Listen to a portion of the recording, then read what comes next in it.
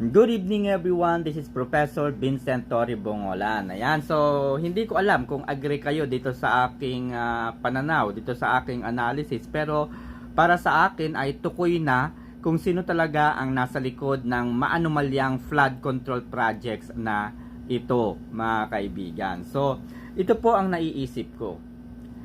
Ang budget noong 2025 ay matagal na pong kinwestiyon. Ang una pong nag-question ng budget for 2025 ay si Congressman Isidro Ungab. Okay, napanood natin yung kanyang salita noong January, no? After pong mapirmahan ang budget for 2025. So hinihingi niya yung kopya nung report na yon, pero wala pong maipakita. Okay? So siya rin po ang nakatuklas kung bakit napakaraming blank items doon sa 2025 national budget, doon sa bicameral committee. Okay? So, ito po ay diniscuss niya kasama sina Attorney Martin Delgra, Attorney Vic Rodriguez at si dating Pangulong Rodrigo Roa Duterte. And then siyempre, nagsampa po sila ng reklamo sa Korte Suprema upang ipadeklarang unconstitutional ang 2025 national budget. Napanood natin yung mga naunang oral arguments, no, from the Supreme Court. At dito nga napigilan yung tuluyang paglilipat ng pondo mula sa PhilHealth patungo sa National Treasury. So marami pong mga lumabas, marami po tayong natuklasan ng mga irregularidad doon sa budget na ito.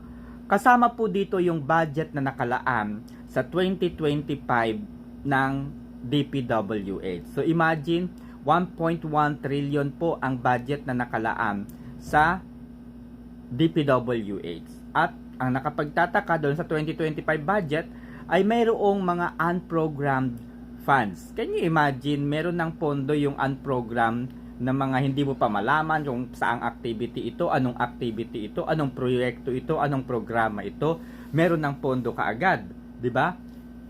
It's impossible. Kaya kasama po ito sa reklamo ni na Congressman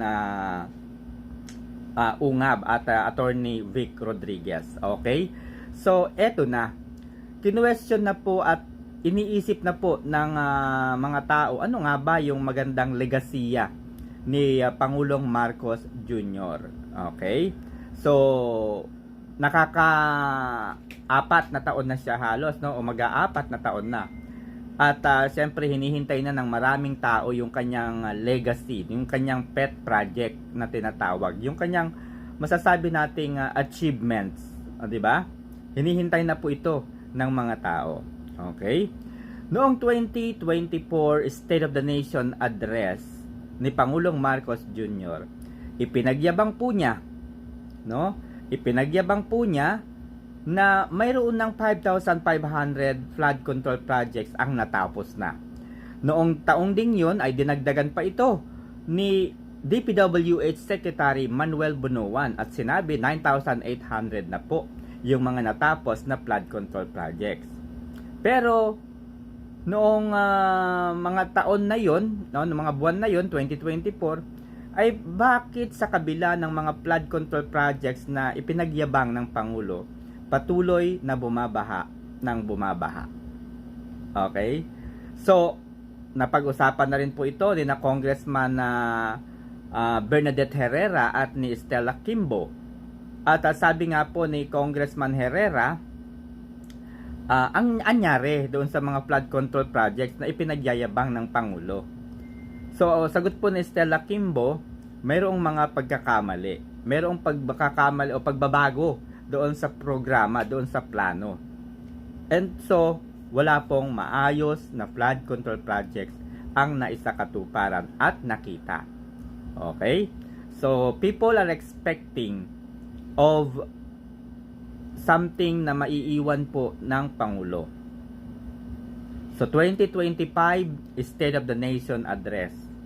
Nadismaya ang Pangulo, ipinakita niya yung kanyang pagkadismaya, yung kanyang galit, at sabi pa nga po niya, mahiya naman kayo. So ito po yung naisip niyang pet project o pet legacy project. Okay? So iniutos niya, binanggit niya kung sino yung mga top 15 contractors na nasa likod ng mga flood control projects na ito. Okay? So kung titignan ninyong mabuti, mga kaibigan, ay noong December 30, 2024, pinirmahan ng Pangulo yung national budget. Nakita po niya doon that there are billions of money na nakalagay doon sa mga unprogrammed. There are what we call insertion doon sa pondo, no? 400 plus yung insertion, billions of money. So pinirmahan niya. Pero siguro naisip niya, malaki masyado to, mahahalata tayo. Para kunyari na hindi ko inaprubahan, binawasan niya ngayon. Binawasan niya, ginawa niyang, kumbaga tinanggal niya po yung 29 billion pesos. 'Di ba? Doon sa mga insertion, 29 billion lamang yung kanyang na-veto. Ibig sabihin, of 400,000 400 plus, no, billion pesos, only 29 billion yung kanyang nabito. Bilyones pa rin. No, bilyones pa rin po yung inaprubahan niya. Therefore, ang punot dulo dito ay ang Pangulo. Eto na. Siyempre, kailangan natin ng trail, yung thread, kung paano nga ba ito mag-uumpisa. Ipinag-utos niya ang mga investigasyon na ang layunin ay iligaw ang taong bayan. Iligaw ang taong bayan at siyempre dapat ay hindi po siya madamay. At siyempre, ang kanyang kasabwat dito ay ang kanyang pinsan na si Martin Romualdez. At kasabwat ni Martin Romualdez si Saldico. Sa Senado naman, ang counterpart naman ay si Grace po. Okay, eto na. Nagkaroon ng investigasyon, okay, itong Diskaya yung naunang magsalita laban kina Saldico. So, lahat po ng binanggit ay hanggang kay Saldico lamang. So, ibig sabihin, kapag umabot na kay Saldico, hindi na pwedeng umakyat doon. Merong isang Marine ang matapang na nagsalita. Retired Marine official. Si Orly Gutesa. Dito ay nabanggit niya ang isang Martin Romualdez.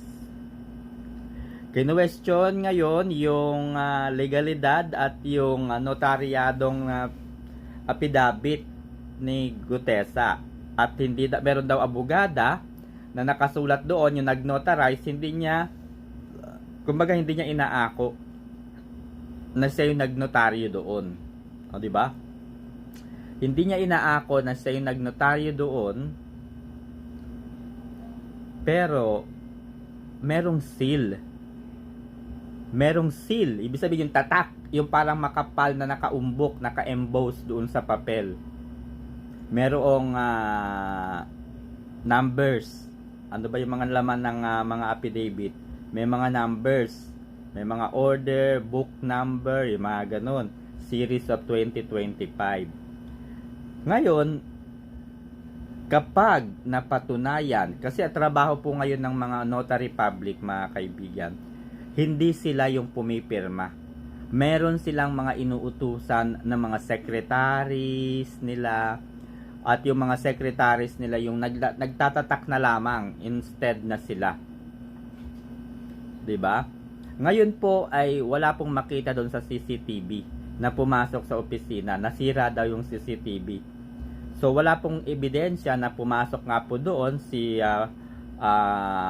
Marine Orly Gutesa sa opisina po ng Notary Public. No? So yun, katakataka na biglang nasira yung CCTV nila. So, ayun na nga mga kaibigan. Okay, so questionable po yung pagtanggi ni attorney, sino nga ba yun? Okay, so hindi po niya basta-basta pwedeng sabihin na hindi siya yung nag-notary nung affidavit na yon ni Gutesa. Kasi kapag napatunayan po na sa kanyang law firm nanggaling yung notaryadong dokumento ni Gutesa, ay maaari po siyang madisbar. Lalabas po yung kanyang mga ginagawang hindi tama at labag sa isang notaryo publiko na abogado. Kasi sa totoo lang, hindi po dapat ibinibigay sa isang tao yung pagkakataon na siya po dapat yung gumawa. Siya po ang nag-aral ng abogasya. Hindi po niya pwede itong i-delegate sa iba. Okay? Meron po tayong tinatawag na Latin maxim, potesta delegata, non-delegare potest. Ibig sabihin, hindi maaring i-delegate, okay, ang kahit anuman sa isang tao. Okay? So, yan po yung hihintayin natin. Okay, sige. Considering na pineke o peke itong affidavit na ito, humarap naman po sa Senado itong si Gutesa. Humarap at bago siya nagsalita, siya ay nag-take ng oath. At pumayag naman si Senate Blue Ribbon Committee Chairman Panfilo Lacson na humarap ito sa Senate Blue Ribbon Committee para isalaysay yung kanyang karanasan bilang bagman o aide ni Saldico at Martin Romualdez. So sa kauna-unahang pagkakataon, nayanig ang grupo ni Tito Soto, Panfilo Lacson at iba pa. Kasi mga kaibigan, very obvious, billions of money were used para protektahan sina Martin Romualdez, Saldico at ang Pangulo. So, yung mga matataas po mga kaibigan ay protektado po ng bilyon-bilyong pagnanakaw sa DPWH. Kung inyong matatandaan, noong eleksyon mga kaibigan, kumalat yung balita na binayaran ang mga kongresista ng tigwa 150 million pesos para lamang pumirma to impeach the Vice President. At by hook and by crook, na impeach po si BP Sara. Sino ba namang hindi mai-impeach? 150 million ay napakalaking halaga. 'Di ba? Bukod sa 150 million, meron pang mga pangakong mga proyekto, mga ayuda para sa kanilang mga distrito. AKAP, AIX, MAIP, TUPAD na maaaring magamit ng mga kongresistang ito during campaign periods. 'Di ba? Ang laki nun. So, ano man ang mangyari, bayad itong mga kongresistang ito. Hindi maaaring kumanta, hindi maaaring umawit, at hindi maaaring bumaligtad laban sa taong pasimuno ng bagay na ito. Kasi kung hindi, kung sila po ay aamin, masisira na po ang lahat ng kanilang mga pinaghirapan. Masisira po ang kanilang pangalan sa mata ng publiko. 'Di ba? Ang pag-amin ng isa ay kasiraan na po 'yan ng higit 215 plus 20 congressmen who received 150 million pesos each. So, pansinin niyo mga kaibigan, protektado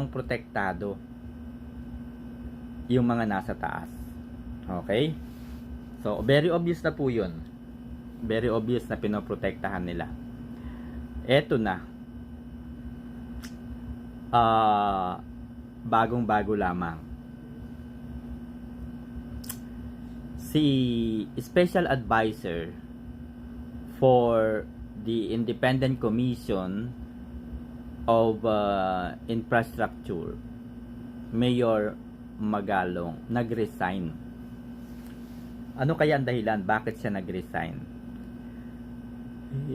Ang iniutos lang kasi ng Pangulo, imbestigahan ang flood control projects, ilihis yung magiging resulta ng investigasyon. Dapat ay hindi ito tumama o bumalik sa kanila. So, ang nangyari ay nagbobumirang at sila po yung talagang tinatamaan. Ito naman kasi si Magalong naman kasi masyadong straightforward Ganito rin si Rodante Marcoleta. Straightforward, malaman kung sino talaga yung nasa likod. Hindi nila alam, scripted talaga. Gusto ng Pangulo, scripted. Hanggang doon lang kay Saldico ang pwedeng lumabas at pwedeng magkasala. Hanggang kinasaldico lang. Hindi na pwedeng lumampas. Meron nakalusot. Diba? Meron nakalusot. Ito na ang Marin. At matindi nito. Ilan sa mga Marin o dun sa mga kasamahan ni Gutesa yung patuloy na nananahimik. Diba ang sabi niya, higit silang 90? Ang dami nun. Sino yung iba? Paano kapag nagsalita yung iba? Paano kapag nagsalita yung iba? Yun ang matindi. What if yung iba ay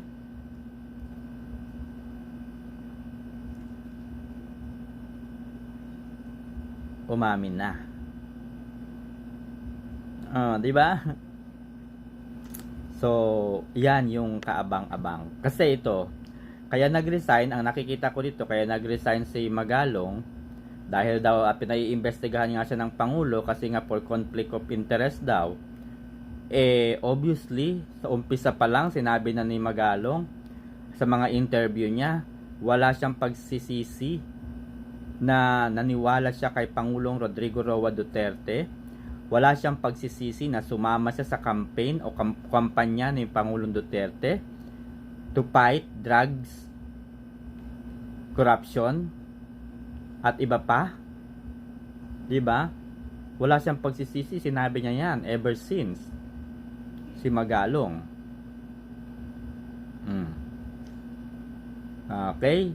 So, eto na. Eto na nga. Si Major General. Ayan, Major General na ba ito? Si Nicolas Torre III. Ayan, kinasuhan na nga po, pinakakasuhan na po si General Nicolas Torre III. Dahil nung nakaraang rally noong 2020 September 21 rather. Ito lang. Itong September 2021, pinagbintangan si Nicolas Torre na siya daw yung pasimuno doon sa mga nagrarally na umattend. May binayaran daw. At ay isa raw dito sa nagpasimuno na dumalo sa mga rally na ito si Nicolas Torre. Ayan, tapos na kasi. Tapos na yung role ni Nicolas Torre III sa gobyernong ito. Now, who's next? Si Vince Dizon. Hintayin natin si Vince Dizon.